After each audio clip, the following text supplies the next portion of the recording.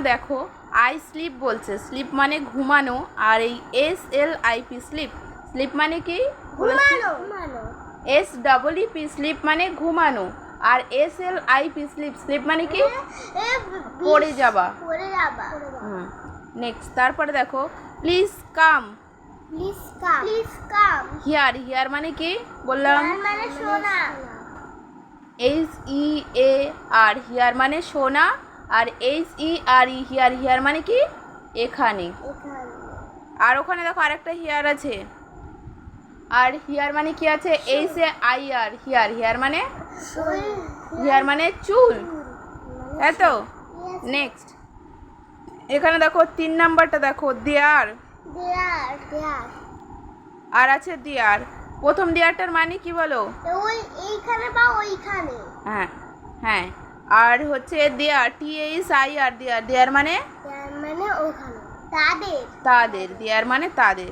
তাহলে বলছে দেখো, তাহলে there are many birds in the sky মানে বলো There are many birds in the sky. মানে ইন দ্য স্কাই মানে আকাশের মধ্যে অনেকগুলি পাখি আছে। আকাশে পাখি আছে, অনেকগুলি পাখি আছে। হার কি হবে? হার সন না সান হবে?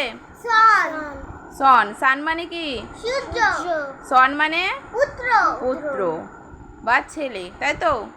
নেক্সট তারপর বলছে the floor is wet, wet মানে কি ওয়েট মানে ভেজা, ভেজা।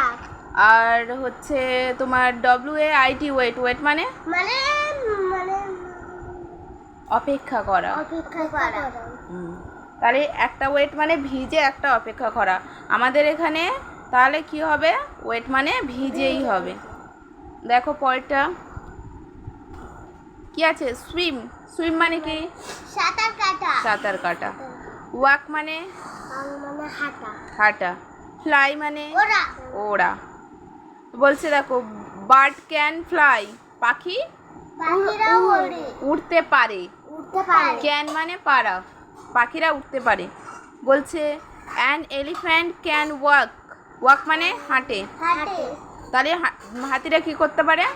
ওয়াক করতে পারে বা হাঁটতে পারে। তারপরে কি বলছে দেখো a man can, a man can কি হবে? ওয়াক, ওয়াক মানে তাহলে একটা মানুষ কি করতে পারে? হাঁটতে পারে। হাঁটতে পারে। তারপর বলছে a fish can, a fish can কি হবে? সুইমিং, সুইম, সুইম, সুইম মানে সাঁতার কাটা, আর সুইমিং মানে সাঁতার কাটছিল। তাহলে এখানে বুঝতে পেরেছো Yes, এগুলো? ma'am.